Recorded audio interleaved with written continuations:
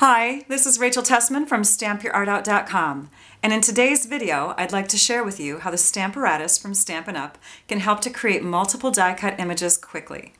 This is just one of the many features of this fabulous tool. For an event that I'm having soon, I'm planning to make these fun little mason jar treat containers for each of my guests. Now without this tool, I would be stamping and then die cutting each of these jars. So besides the Stamparatus to make these little containers, I'll also be using the Jar of Love stamp set. Fun images, right? And the coordinating dies. These are called everyday jar dies. Die cutting pre-stamped images is a pretty awesome thing. Remember the day when we had to fussy cut around everything? But it takes a bit of time to line up every die around every image each time.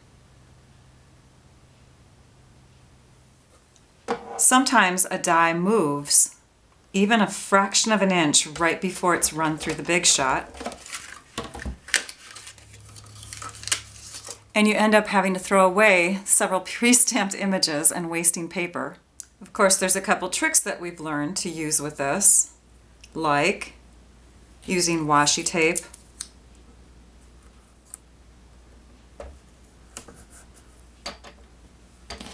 or post-it notes to hold down our dies before die cutting, or replacing the regular platform with the magnetic platform. But it still takes time to line up everything. And sometimes the magnetic platform doesn't hold if you have a warped cutting mat. You can have this issue too with the magnetic platform where it wants to pull in a certain direction. And though you don't always waste paper, you sometimes waste time when you stamp your images too close together. See, we can't run that through because the dies are overlapping. So I have to crank this through once and then come back and do that one. Or I have to cut each one out. So lots of paper, lots of time wasting. Die cutting and then stamping might seem like a better idea, especially if you have totally clear stamps, but it still takes a lot of time to line everything up. And even then, you might not get it lined up perfectly. Let's go ahead though and die cut a bunch of these shapes, or what we call blanks, and then we'll bring in the Stamparatus tool. By the way, you can even die cut, if you're using regular Whisper White paper, you can die cut 2 at a time. So there we go. That's quick. Now let's bring in the Stamparatus tool. As we set this up, I just want to let you know that this technique will work with both clear mount and photopolymer stamps. You have this for your photopolymer because it gives you a little bit of a lift, and you take it away when you want to use your clear mount or the red rubber. So here we go. You'll need a 5 by 7 inch piece of cardstock, and then you'll need your stamps, and I'm going to position them close to the right side and further down so that I'm getting the most, the best pressure. I get the best pressure when it's away from the joints. Okay, so now we're going to go ahead and pick up those images. And let's ink them up.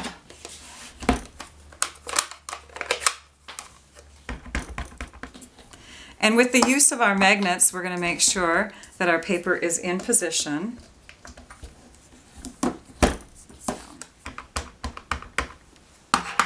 And we'll press down.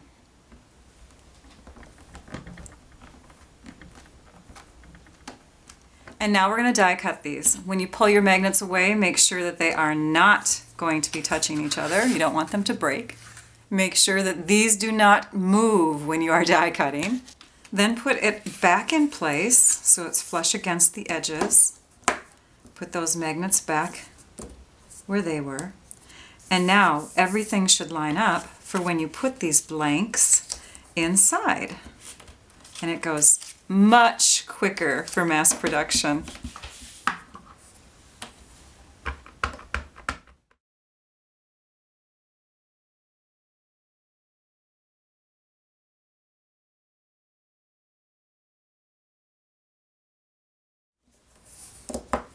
You may have to reposition to make sure that the paper stays in place.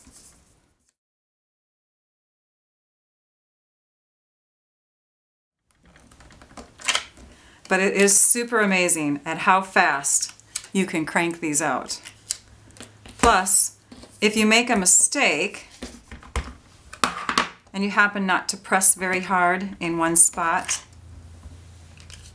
and you need to restamp, you can go ahead and place that back in there and you can do it again.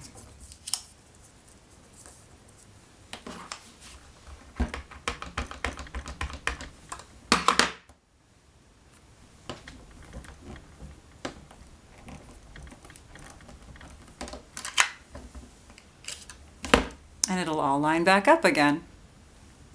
One more advantage to this, especially with images like this, is you can flip them over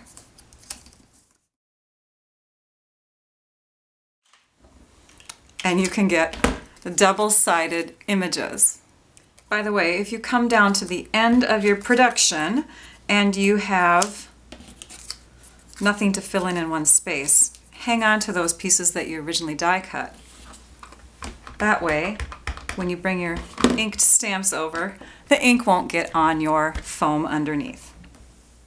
Then, after you have all your pieces die cut and stamped, you can begin to turn them into fun, festive mason jar treat containers.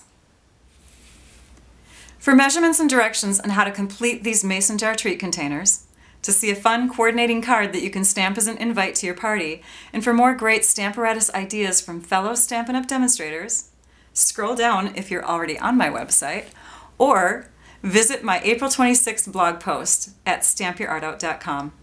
Thank you all for joining me. Now I'd like you all to go and stamp your art out. Bye-bye.